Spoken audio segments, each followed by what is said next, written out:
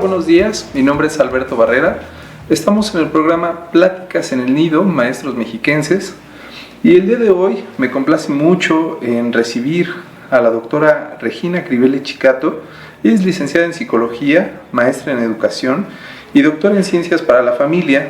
Ha trabajado, su último trabajo dentro de la Subsecretaría de Educación Básica fue como psicóloga en el USAER 86 y es coautora del manual RIAS. Doctora, bienvenida, muchas gracias por acompañarnos. Gracias, muy buenas tardes a todos. Bueno, doctora, para quienes nos ven y tal vez no saben lo que es el RIAS, ¿nos puede contar qué es, en qué consiste? Claro que sí. RIAS es una red institucional de apoyo socioemocional.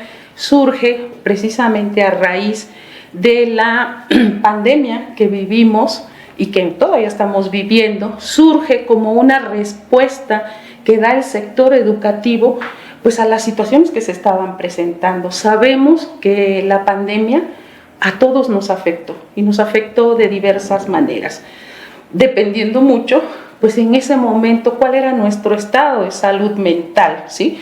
Y todo lo que tuvimos que enfrentar, miedos, temores, pérdidas, y eso fue generando en todos los actores educativos, y hablo del sector educativo porque finalmente es donde yo trabajo, pero nos impactó a toda la sociedad, definitivamente a todos nos afectó. Pero en el sector educativo, a los docentes, a los padres de familia, a los alumnos, pues podíamos ver a través de esa educación a distancia, podíamos ver pues muchas situaciones que estaban ocurriendo, ¿no? Como comentaba hace rato, pues pérdidas de seres queridos, pérdidas de trabajo, el encierro, ¿sí?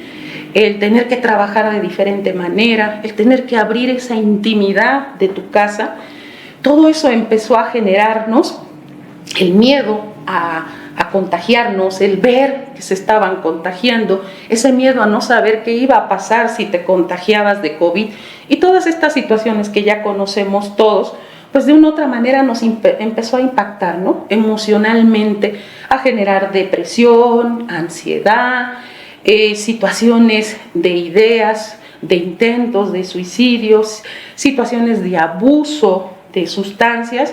Y por qué no también se incrementó enormemente la situación de violencia intrafamiliar. Entonces el sector educativo empieza a dar respuesta a esta situación de decir qué tenemos que hacer también nosotros para apoyar, ¿sí? Y es como surge esta red institucional de apoyo socioemocional. A mí me tocó participar como dentro de la Dirección de Educación Especial en elaborar este manual, ¿no? De cómo íbamos a brindar ese apoyo y esa ayuda que iba a dar la red desde la escuela, cómo íbamos a trabajar para dar contención emocional en la escuela y cuando necesitaba, algunos casos tenían que salir y entonces tenían que llegar, ¿sí?, a brindárseles los primeros auxilios los primeros auxilios psicológicos y muchas veces teníamos que también canalizar a diversas instituciones del sector de salud mental principalmente, para dar respuesta, para poder brindar ese apoyo que requerían nuestros mismos compañeros docentes, como también nuestros alumnos y nuestros padres de familia. Okay, muchas gracias, doctora. Bueno, pues una de las preguntas que a mí tal vez me surge ahorita que nos está comentando esto, tiene que ver con los mitos, ¿no? Y que hay en torno a los más pequeños, ¿no? Sí. Niñas y niños son susceptibles a la depresión, sí, no, y cómo nos damos cuenta. Claro que sí. Obviamente siempre han existido mitos alrededor de la depresión y de la depresión de los niños y de los adolescentes. Creo que esta pandemia y esta red de apoyo, este programa, nos permitió empezar a tirar algunos mitos con respecto a esta situación. Primero, el darnos cuenta que los niños también se deprimen, ¿sí?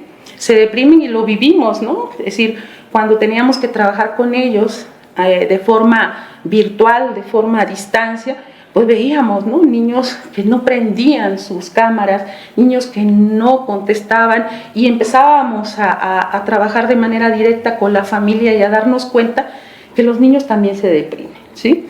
Y obviamente esa depresión los lleva a situaciones de ideación y de intento suicida, ¿no? Yo recientemente consultaba una estadística de una encuesta de salud a nivel nacional acerca de las muertes por COVID y las muertes por suicidio en niños menores de 10 años. Y algo que me impactó enormemente fue darme cuenta que en el 2020, cuando pues inicia, vamos a decir así, de manera formal lo que es la pandemia, darme cuenta que en ese año murieron por COVID 360 niños aproximadamente, murieron por COVID. Entonces estábamos hablando de un niño por día que moría por COVID, pero suicidios eran 3 veces más, es decir, morían 3 niños por suicidio en ese año, ¿no?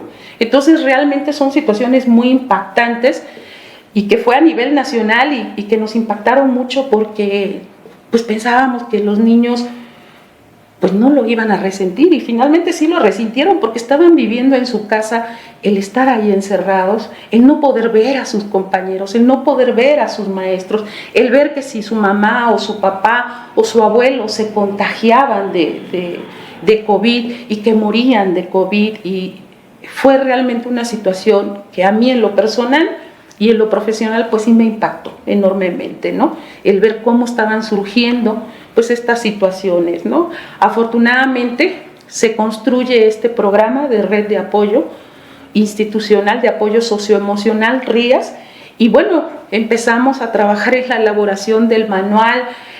También nos pidieron apoyo a quienes trabajamos en este manual, y que detrás de todo esto de RIAS, yo sí lo quisiera puntualizar, es que detrás de RIAS hay muchas horas de trabajo de muchas personas, de muchos servidores públicos que después de su horario de trabajo estaban ahí, y estábamos sábados y estábamos domingo trabajando, ¿sí?, en la construcción de este manual, en dar la capacitación a nivel estatal, en llevar RIAS a la mayor parte de las escuelas posibles de educación básica, ¿sí?, para que se conociera, para que se empezara a implementar, para que empezáramos a dar esa respuesta, ¿no? Y creo que a estos 2 años de distancia pues ha habido respuestas muy positivas, y creo que todos quienes hemos trabajado pues tenemos alguna experiencia no solo desgarradora por ver situaciones que estaban pasando, preocupantes, ¿no?, en los niños, en nuestros mismos compañeros, en los padres, sino también esas experiencias satisfactorias de ver cómo esa persona a la que le estábamos brindando ese apoyo se estaba dando cuenta que no estaba solo, ¿sí?, que tenía una red de apoyo, primero dentro de su dinámica familiar y después que había una red de apoyo en su escuela, ¿no?, ya sea si era yo padre de familia o era alumno, pero ya había un apoyo, alguien me estaba apoyando, alguien se estaba preocupando por mí, no me sentía solo, ¿no? Entonces yo creo que esa es una de las experiencias más positivas de este programa, ¿no? Gracias, doctora, por compartirnos. Y, por ejemplo, los padres de familia, los docentes que se dieron cuenta, ¿no?, de algún niño, ¿no?, que está atravesando una situación en casa, ¿qué consejos nos puede dar para evitar la depresión, ¿no?, para evitar problemas en casa, ¿no?, sobre todo para seguir fomentando infancias felices? ¿Qué pueden hacer los padres de familia, los docentes? Yo creo que lo que a partir de lo que se gestó en este programa, en esta red, el primero, darnos cuenta de la gran importancia que tiene nuestro bienestar socioemocional, de lo grande y lo importante que es la salud mental, empezarle a dar el peso, la importancia que requiere, ¿no?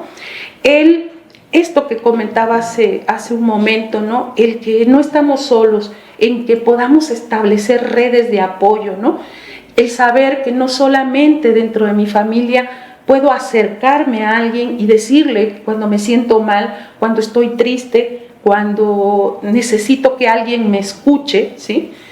No solo en mi familia, sino también darme cuenta que dentro de la escuela hay alguien que me puede brindar ese apoyo, ¿no? Si soy alumno o soy padre de familia, pues buscar ese apoyo, ¿no? Ese apoyo en las escuelas, con los docentes, ¿sí?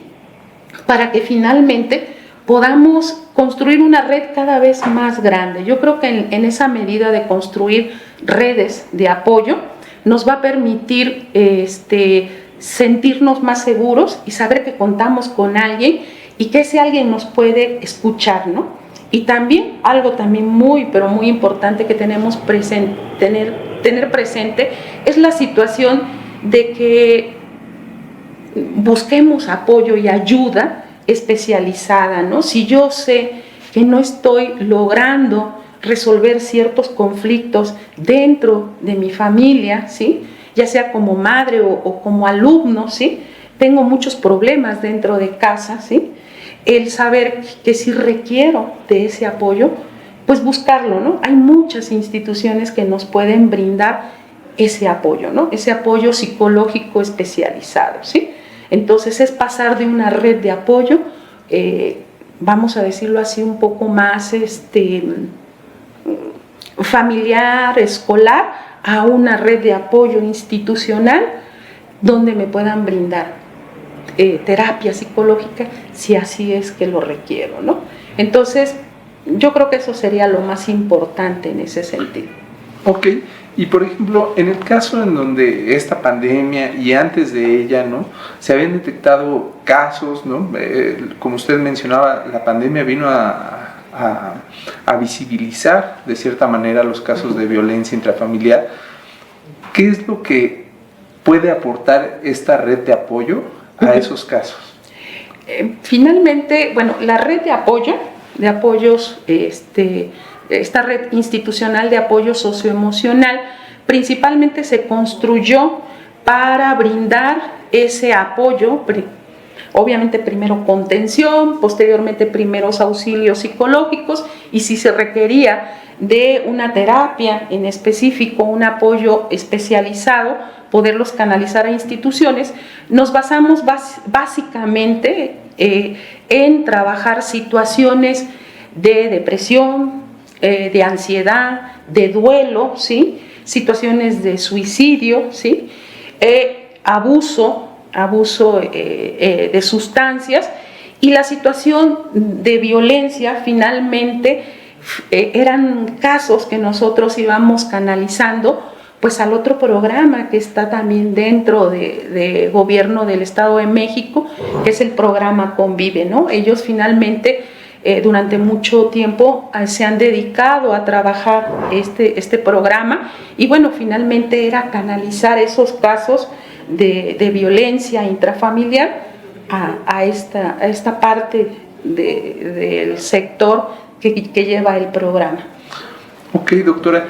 Bueno, hemos platicado ya de la red de apoyo, pero también antes de esta red, y uno de los objetivos que tiene el programa es reconocer la trayectoria, ¿no?, de maestras y maestros mexiquenses, y en este caso usted ha estado apoyando el área de psicología en diversos USAERs.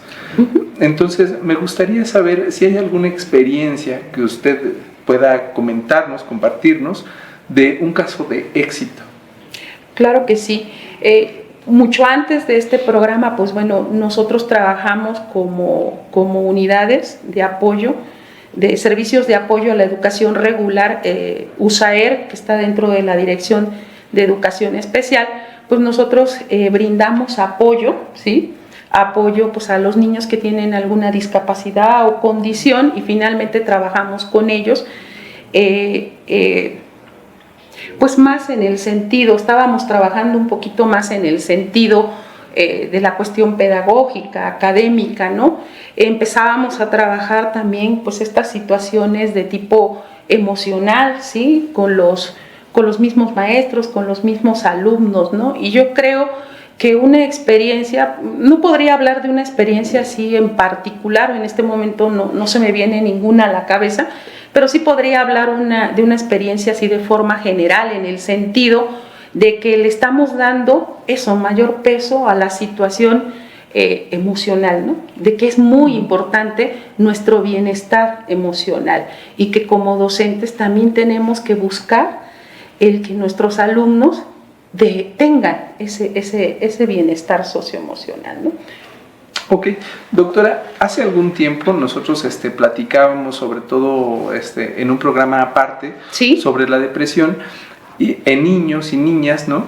Y bueno, en esa ocasión usted nos relataba más o menos cuáles son las señales que como padres de familia o como docentes debemos atender para saber identificar que nuestro niño, nuestra niña, está teniendo problemas de depresión.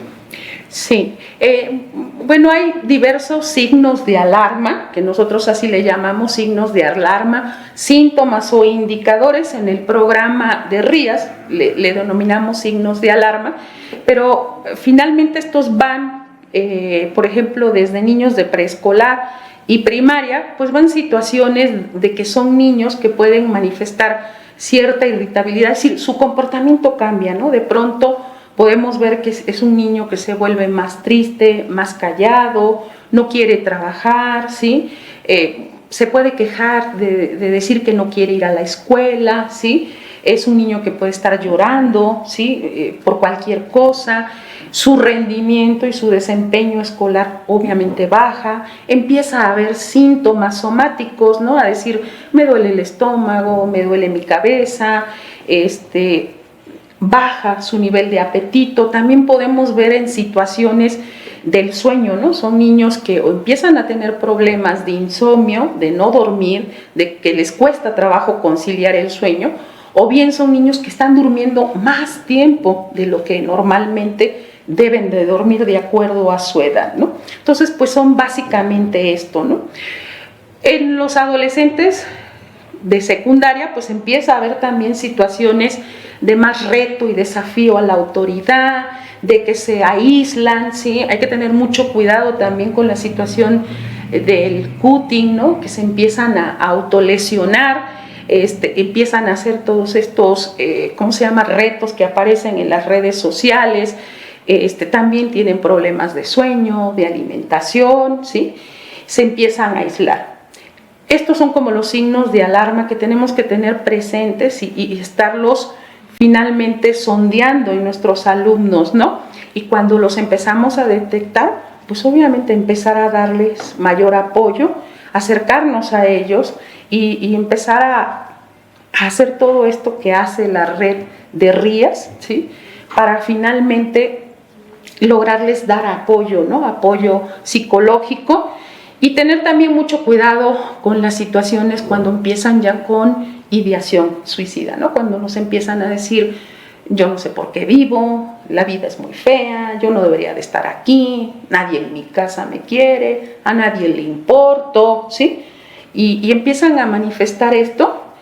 Hay que tener mucho cuidado, ¿sí? Es decir, hay inmediatamente buscar este apoyo, ¿no? Si estamos dentro de la escuela, bueno, pues llamar a los padres de familia, informar de esta situación y empezar a establecer, pues, el contacto con la red territorial de RIAS para que finalmente se le pueda dar los primeros auxilios psicológicos, y si aún así el niño requiere, obviamente lo va a requerir porque ya empezó con problemas de depresión y ideación suicida, pues obviamente se va directamente a atención psicológica en alguna institución.